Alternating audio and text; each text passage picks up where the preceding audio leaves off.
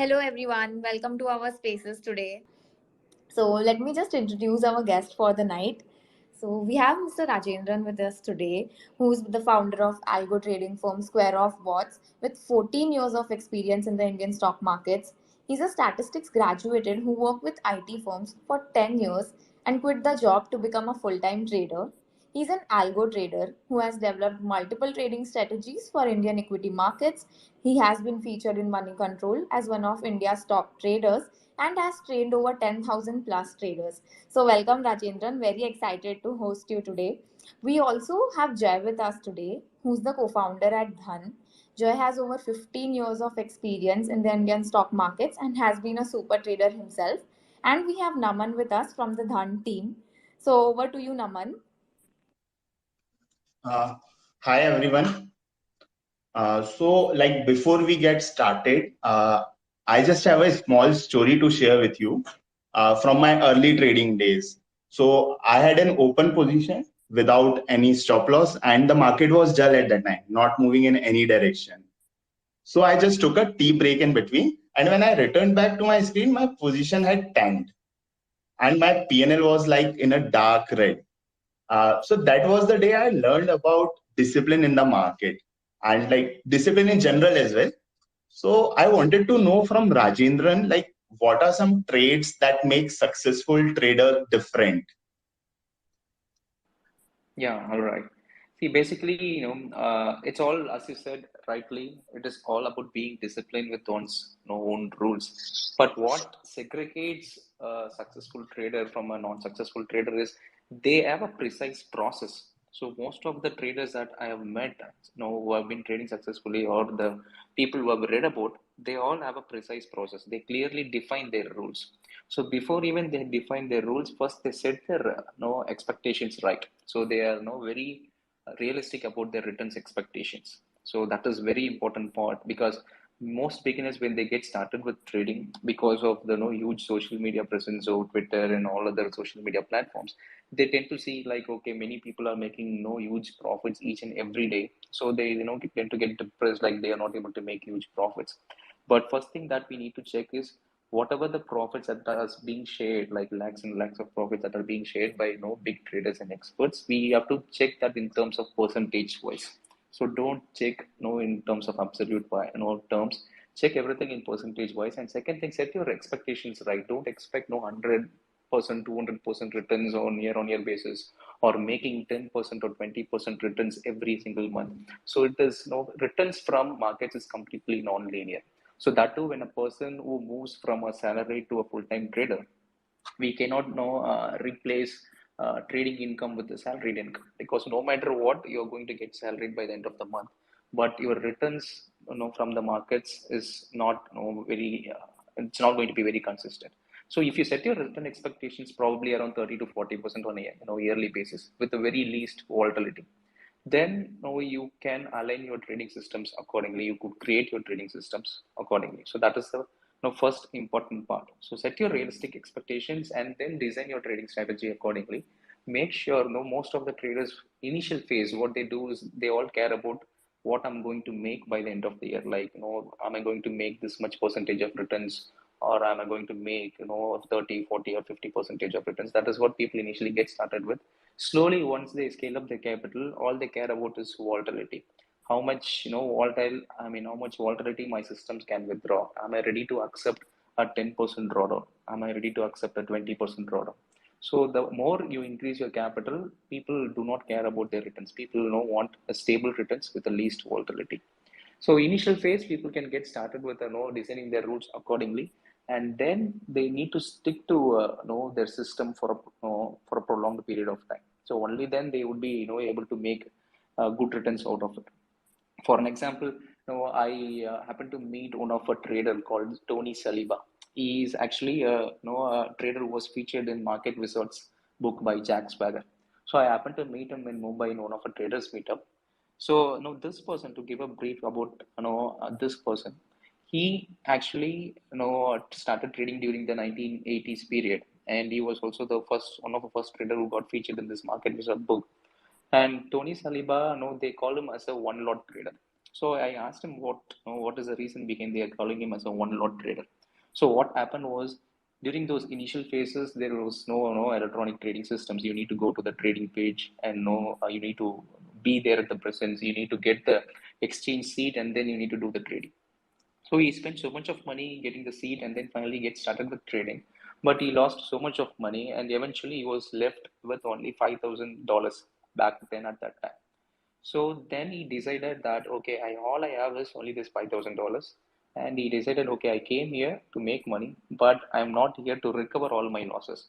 I just wanted to make sure that I became successful trader. So in that in that case, what needs to be done? So what he decided was he decided okay, whatever the analysis that he did, everything was right, but somehow he was not able to make profits. So he finalized that okay, it is because of the huge positions that he was carrying. There was some emotional imbalance because of which he couldn't take the right trading decision.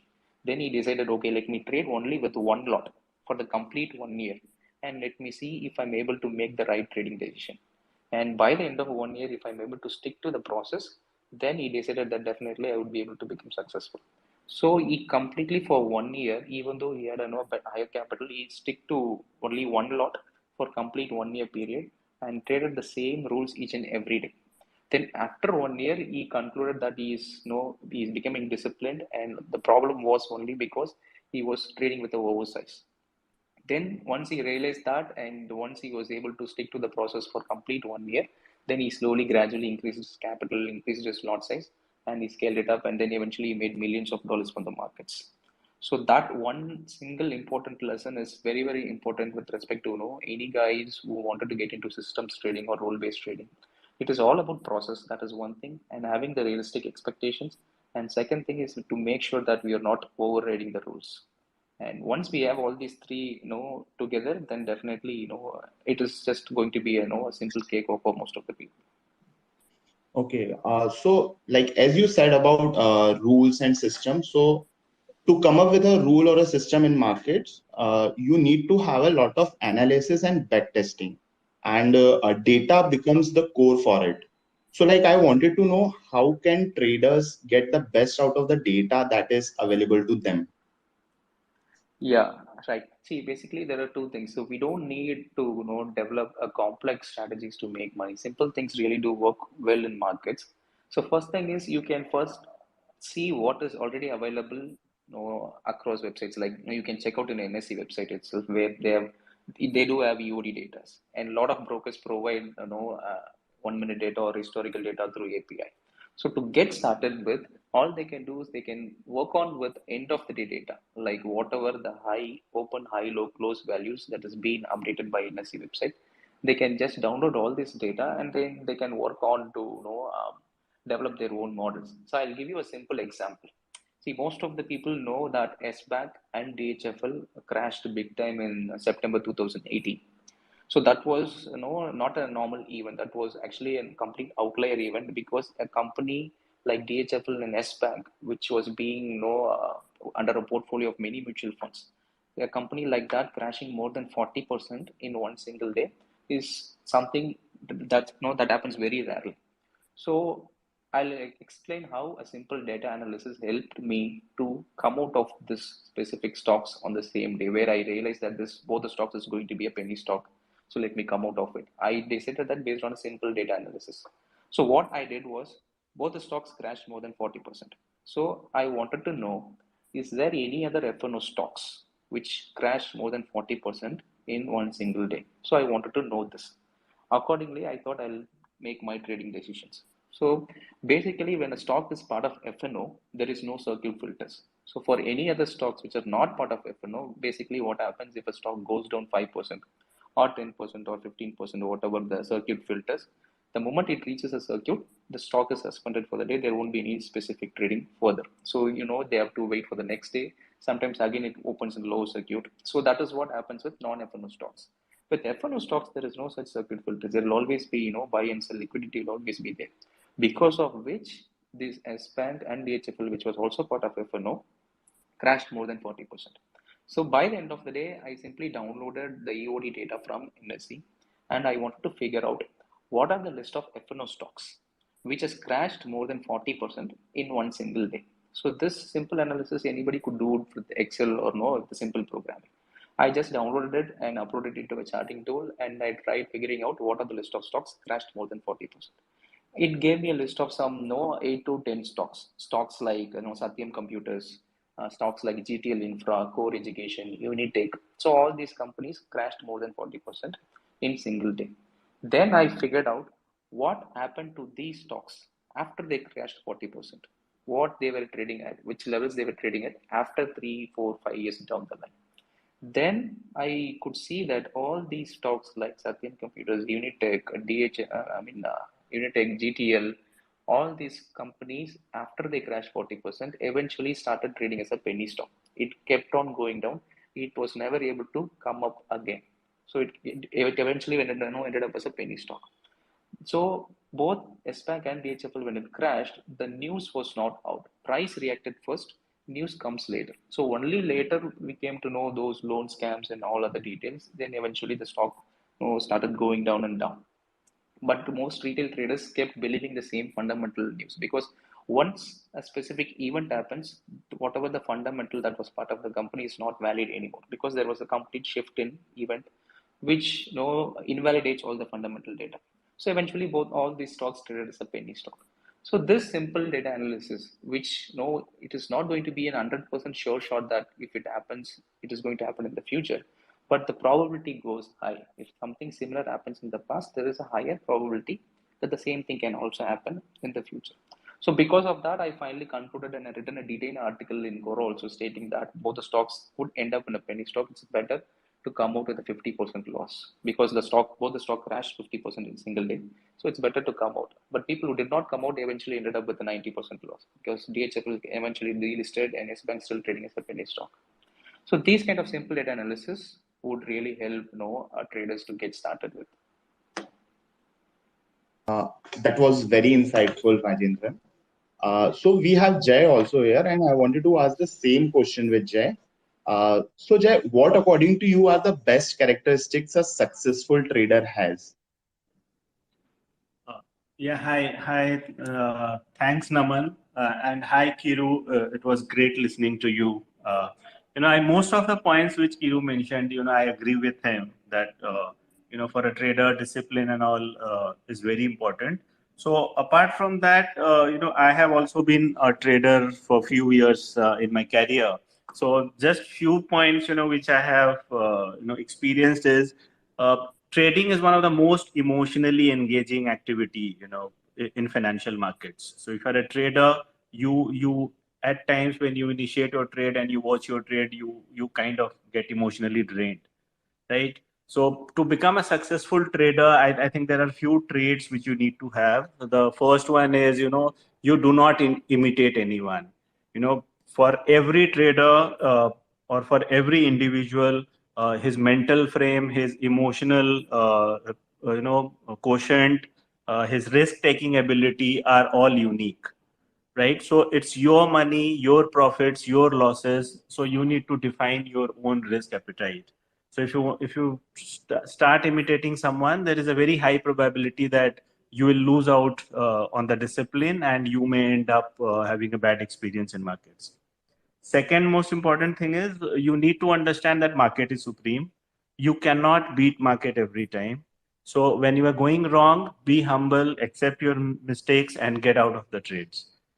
Third important is every trade is a fresh trade. You do not carry any kind of emotional baggage of your last trade, whether your last trade was in profit or in loss. So every time when you get into a trade, you always need to understand that you can be a great or a successful trader not by being 100% correct. What you always need to take care of is every fresh trade which you take is with a fresh mind, with a fresh perspective, and what you need to only do is win 51 times out of 100. That makes you a successful trader. So one more mistake which generally new traders who enter into the market do is they when they trade initially, they get out at a very minimal profit. But when they start building up those profitable trades, their confidence grows, and one trade which they take, which is beyond their control, where the risk return ratio is so high that one trade takes away all your profits. So you need to have discipline, you need to have consistency, that what is your risk reward ratio for every trade. As Kiru was mentioning about a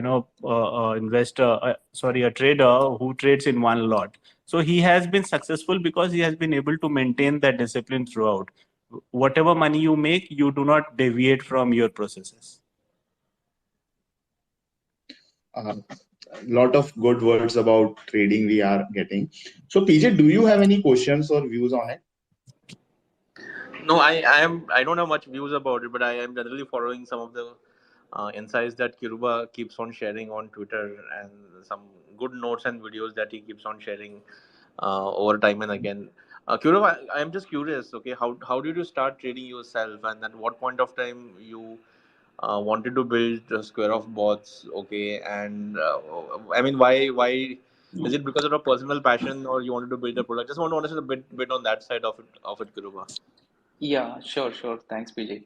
See, I started trading in the year 2008. That was when I was in my final year of college. That is when I started trading. So back, I'm basically from Chennai. So here, the penetration in markets is very low. Still, it's very low, but back then it was very low. And there was no. Now there are ample of resources we have. People can readily start trading with a few days spending taking all the notes from YouTube and whatever that is available resources now. Back then it was not available. So I started by reading Economic Times. So it takes around 30 minutes of time from my home to reach my college. So I just one day I start because I used to travel in bus, the normal city bus. I started reading Economic Times, and initially I did not understand anything, but eventually whatever this 30 minutes of journey that is taking time, I used to note down whatever things that I do not know and started googling about it. Back then the internet is costly, so I used to google about it during the night time, so after 9 o'clock. So every day I read in the morning, go back and google about it and start learning slowly and steadily. And back then there was no social media. I remember it was Orkut was there. So I tried reaching out to a couple of people from North India and asking them few doubts and asking for certain guidance. Then eventually opened an account with Sharekhan. So most of the traders who open an account initially, they'll open an account with Sharekhan back then. So I too did that. And then there was a period I realized, okay, there is enough of paper trading and enough of doing all this analysis. Because once you start doing this analysis, you will keep on doing it. Only when you put your own money and start trading it, you will realize the importance of emotional imbalance, everything that comes into trading. So with whatever money that I had as a scholarship, I put that 5,000 rupees and started getting trading. And then I slowly started learning everything about trading all by myself. And from 2008 to 2014 was a period where I was completely trading random in nature. Whatever the news I tend to see in TV channels, or whatever the news articles that is being published in Economic Times, I tend to buy those stocks and start trading it. So all the trading returns were also completely random in nature. Then one day in 2014, when I was working with Infosys, I came to know about a book called How I Made $2 Million by Nicholas Darvas. So that was the first book I read related to rule-based trading. So this person, Nicholas Darvas, was actually a stage performer who used to travel across the world and used to make all these performances over the period. That was in the period of 1970s and 80s, where there was no absence of internet. So he used to get the quotes, what price the stocks were trading through Telegram back then. So based on that, he was trading, and still he was able to make $2 million by even not traveling across the world. So this was a huge eye opening for me, because a guy who do not have any background in markets was able to make $2 million using his own precise trading rules. So he came up with some rules like buying a stock at 52-week high, then keep on trailing it and then trying to exit it.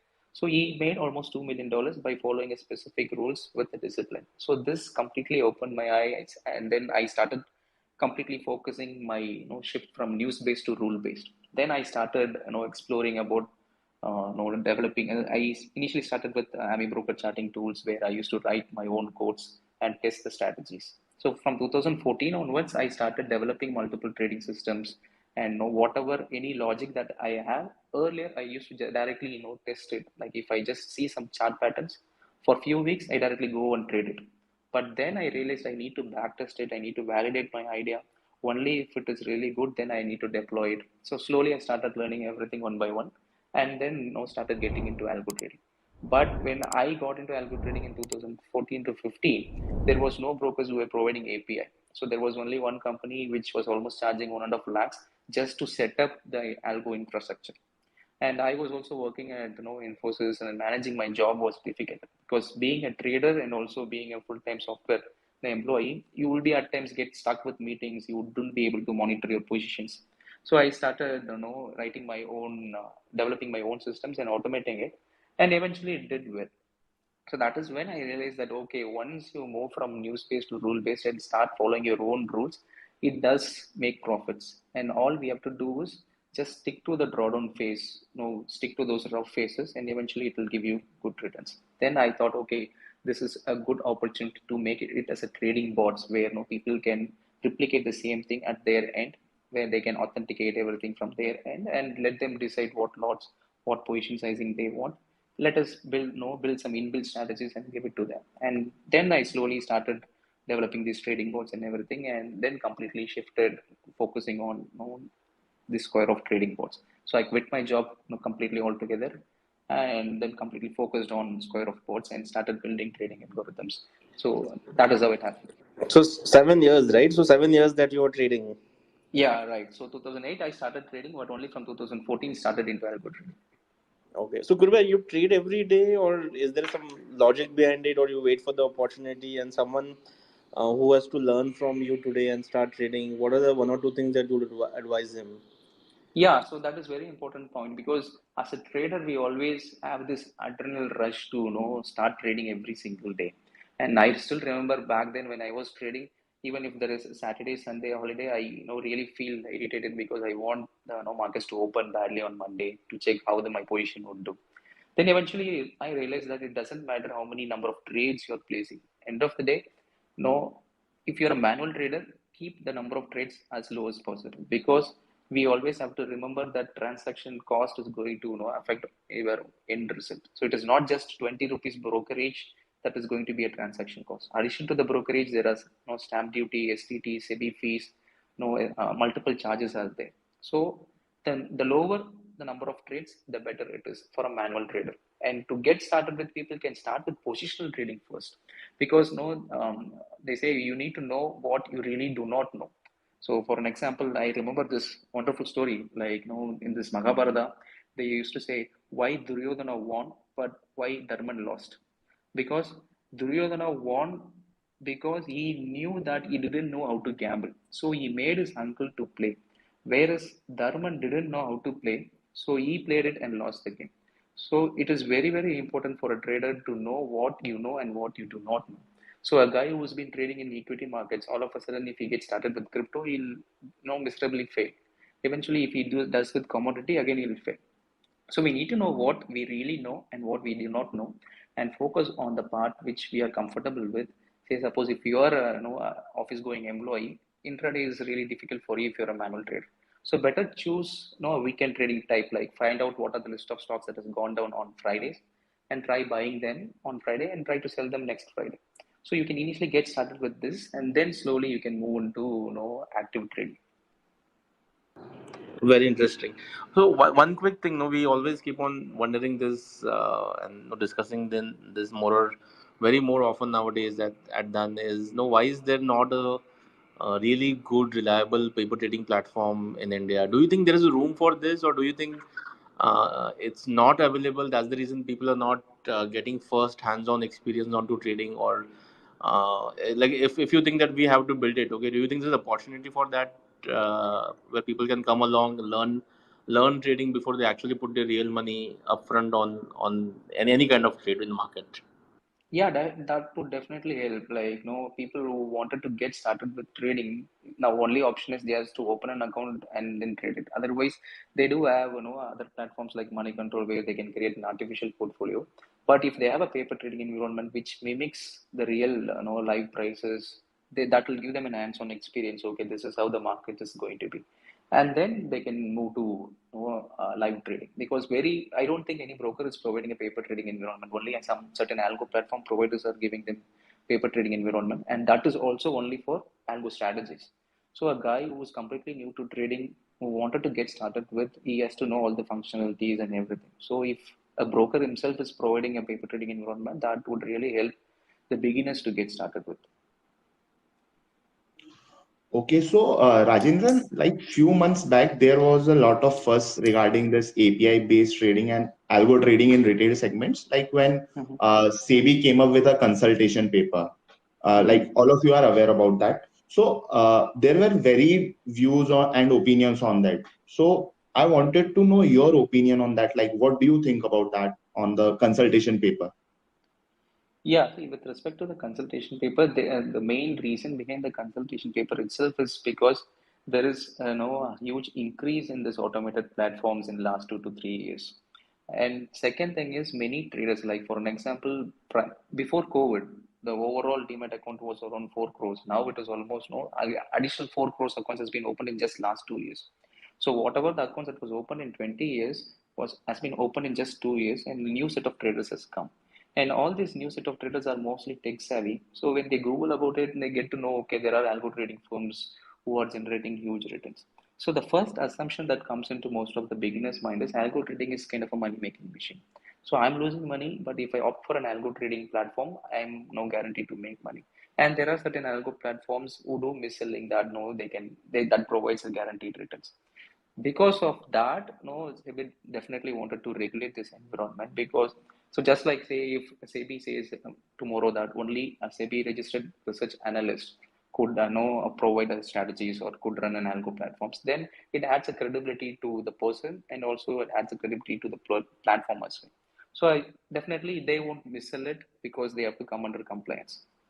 And second thing is there are certain individual traders also. So there are many people who do not want to quit their job. They are really good at trading and they are good at their own job. So they wanted to continue their job. But API is really helping these working professionals to very greater extent.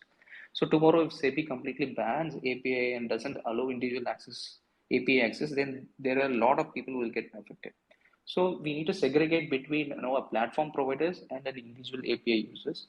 And as long as that is segregated and both the people are able to use it, then this can go into it can get bigger scope, because there are multiple companies in US like Alpaca, which completely focuses only on API based trading. They don't even have a front end. So there is a huge room to grow with respect to an API platform providers. But definitely the SEBI regulations is needed, but they need to segregate between an individual user and an algo platform provider. Okay, let's be optimistic about that. So I have a next question for Jay. Jay, earlier before 2021, there was availability of leverage for retail traders, but now after the new regulations, traders has to keep full margin for trading. So does it really help a trader? Like, is it helpful for them, or they have gone against them in the trading? Uh, so Naman, for a trader, right, and for especially for someone who wants to get into trading full time, you know, it's very difficult to control the greed, right? So a trader wants a new trader, when he does few trades successfully, he gets carried away and he wants to over leverage his positions. So in one way, it's a good measure. It has taken those unwanted volatility out of the market. Because of this restrictions on the leverage, we have also seen that markets have become range bound. Earlier, when high leverage were there and any kind of event happens, there used to be wild movement in index as well as the stocks. There have been scenarios where index has hit lower circuits as well. So this got reduced, and we saw it in the Russia-Ukraine crisis when things were very uncertain. Still, markets were trading in certain range. So it's one way it's helpful for a trader, because for somebody who wants to learn trading, right? So if they're trading with a full margin, they tend to be more disciplined. So I feel it's a good measure. Would also love Okay. to get Kiru's view on this.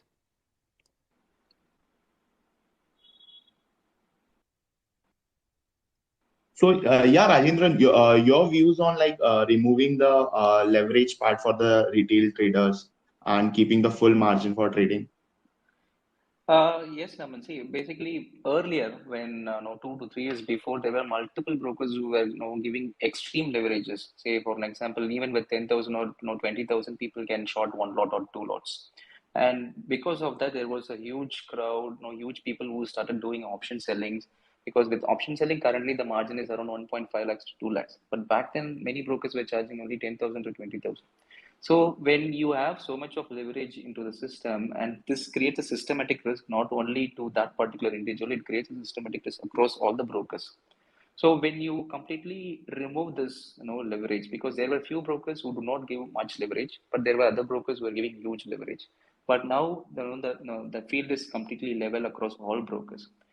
The leverage is still there. See, for an example, if you wanted to buy on contract, it is almost costing 7.5 to 8 lakhs worth of value.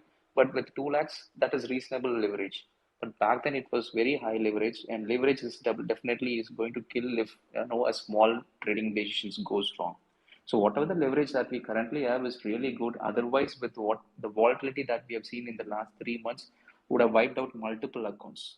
So I would definitely, recommend or whatever the current leverage is there, it is much, much better than what we were actually having earlier.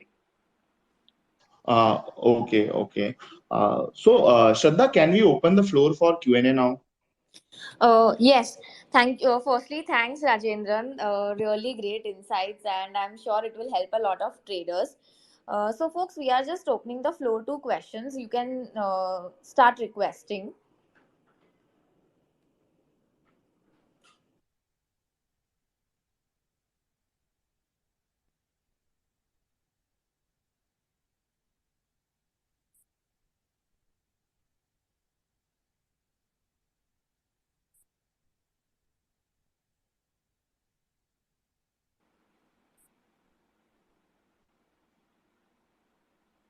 Shraddha, I have a question to PJ actually. I wanted to ask PJ a question.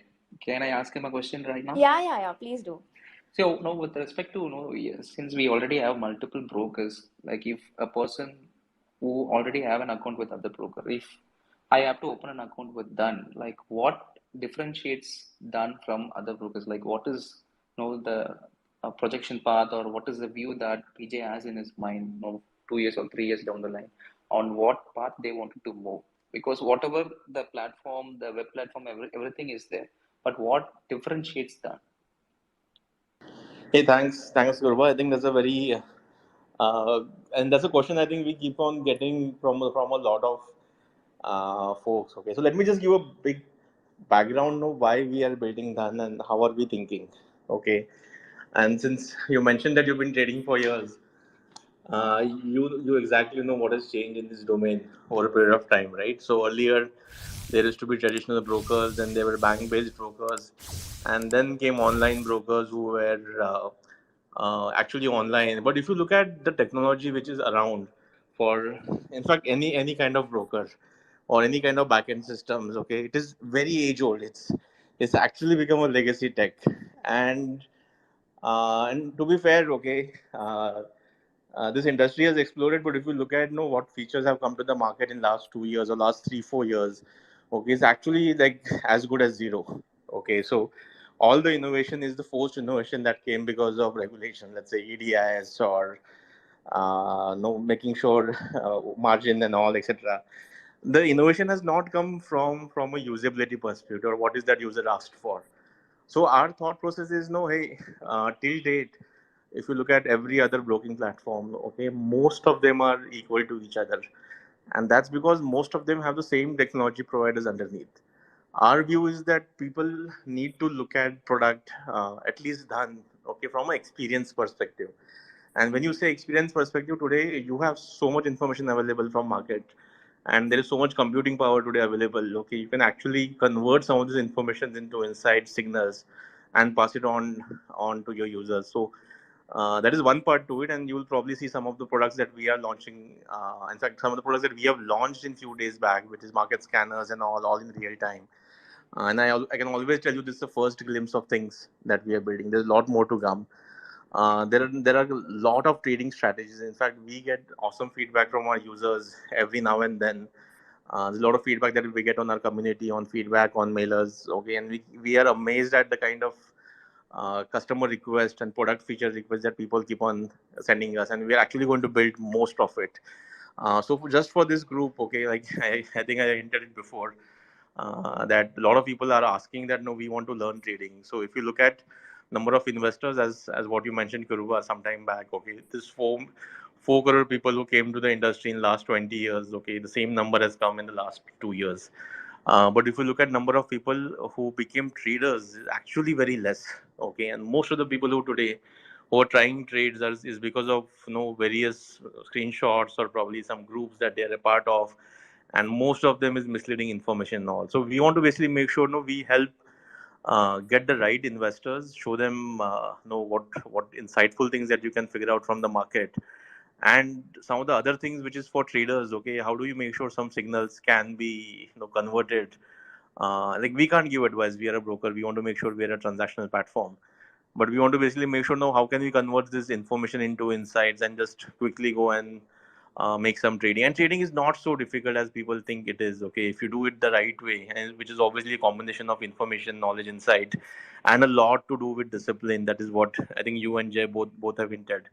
So I'll just share a simple thought process. Like I always tell people that you have to connect dots.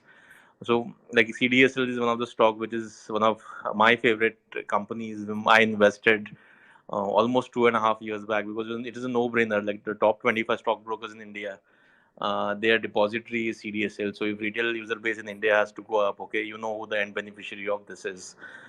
Similarly, if you look at just the war that's happening right now, okay, USD INR, it ended up reaching around $78. It's very normal for anyone to even guess it that RBI will not keep the dollar exchange forex at that. It is bound to correct. Okay, so you go and short it at 78. Okay, you are bound to make money on some of these things. But like I said, no, we are a broker. We can't be giving advices. We can't be giving information.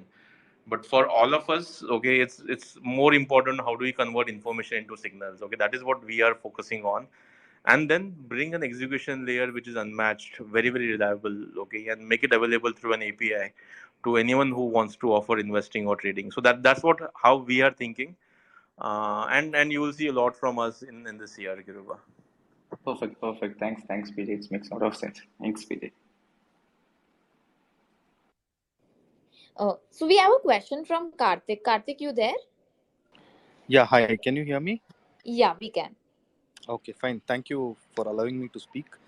The question is in general, it's nothing to do with any platform or anything as such. The thing is there any unfair advantage to institutions and big players where they have a lot of softwares and a lot of insights and data in comparison to a novice trader who may not have that level of tools or data? And also the platforms which they would have invested on, does that give them an edge wherein the trading intervals or the order execution rate would be better for them, whereas a conventional retail trader would lose out or have some slippages because of this issue with technology, where you can't invest really high on such kind of platforms but rely on brokers who provide the basic software which is available? Is there any gap, and is there a way to bridge that gap? Thank you. Kiruba, you want to offer your perspective? You can proceed, PJ.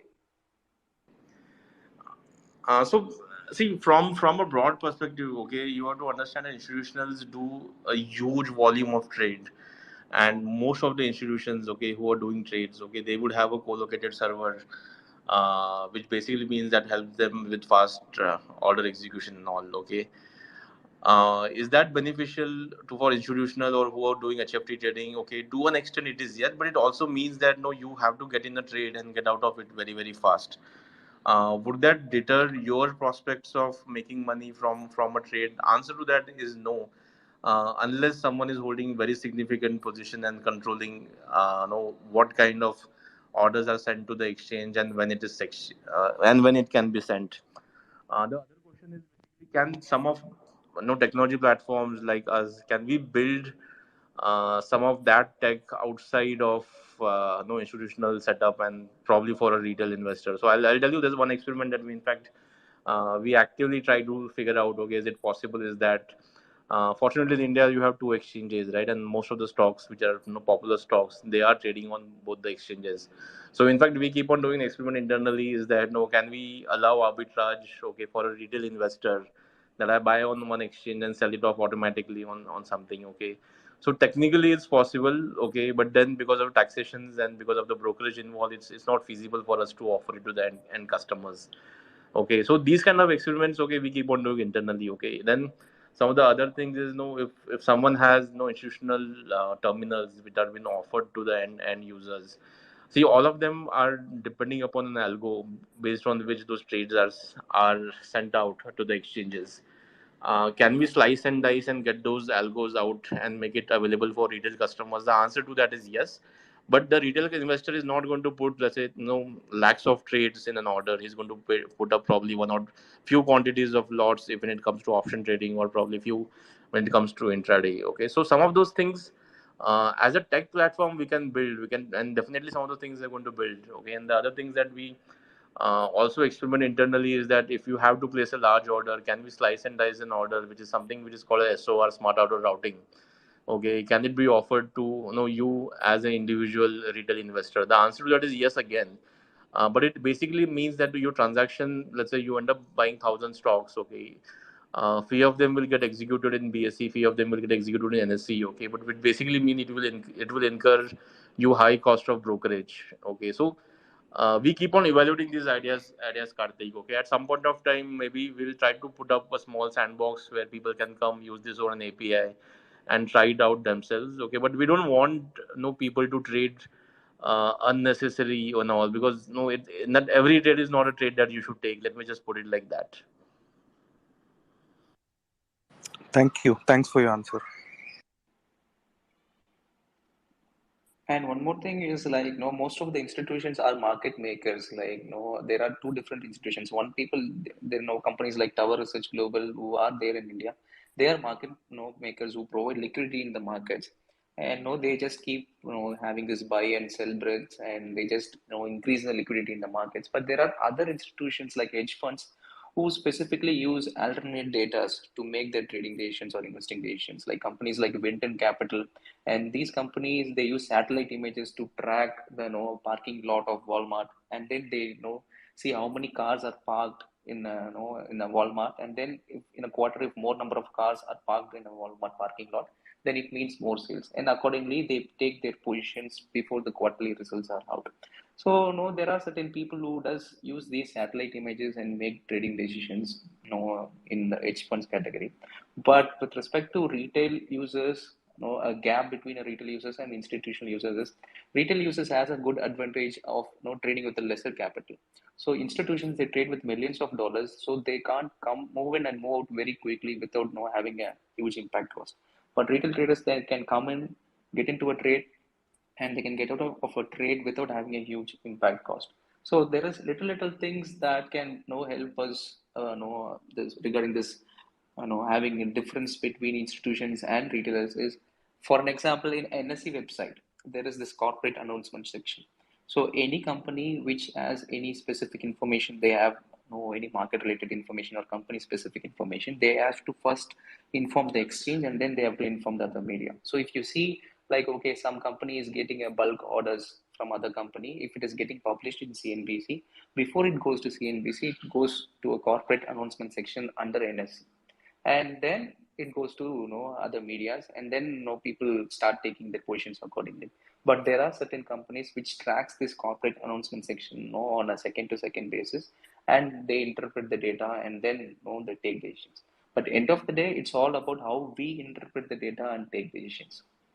So that is what differentiates between retail traders and institutions. Okay. Quick question to PJ. Is there any work in the work happening wherein you guys are looking at bringing market profile and those kind of features onto your platform? Sorry, I didn't understand. Market profile in the sense? market profile is plotting the same information in a different way, right? So is there an option where that is going to come on onto the done platform, or something like that is getting planned? So, Karthik, few things that, for example, just the thing that Kiruba mentioned, right? Okay, when a large order is being executed, okay, there are multiple ways the disclosures happen for corporate actions and all. Okay, but we have built some sort of tech right now, which is again in experimental stage. Okay, where we detect unusual volumes happening on a particular stock at that point of time. Okay, but then this is the insight that we get. Okay, we want to make a product out of that and want to quickly put it out as a live information or live scanner. Hey, no, the trades that happened in the last 5 minutes, okay, for this particular stock or this particular script is unusual over the period that is seen. So some of the tech that we are trying to build, okay, is a lot experimental, but all of that is done with the thought process of, can this help a retail investor to be a better investor or a better trader? And if it's happening, we are happy to put it out and share with that, because I think what to answer to what Kiruba I had mentioned earlier, right? Okay, there is lots to innovate in broking. There's a lot to innovate in trading, and there is a lot of information that could be processed as a signal and put it in front of the users to make a decision. So we are experimenting all of this, Karthik. Okay, but then it should help us feel confident that this is going to be helpful to the end investor. Otherwise, it's very easy to get lost when you're in front of a screen and there's tons of information being pushed your way. So we want to make sure we do it and we pack it as a better feature and push it out for users where it is going to be insightful and helpful.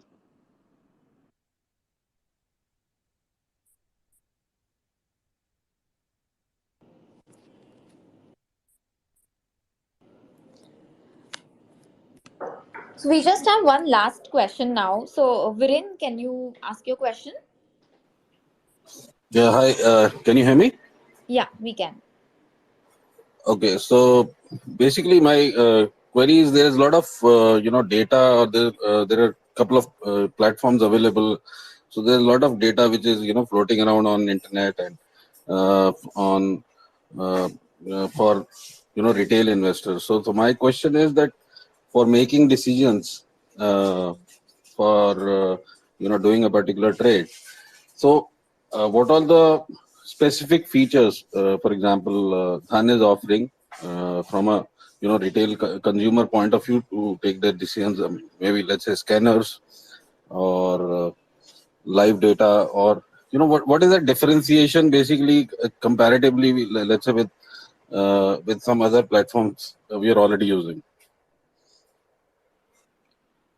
I would like to add one point here, Viren. See, there is one feature which I used it personally, and I feel like which is not available in other platforms, which is really useful for a regular day trader. Is say suppose I'm initiating a trade in the morning, and then I'm closing the trade in the evening, and I Right. see I end up making a profit of 5,000.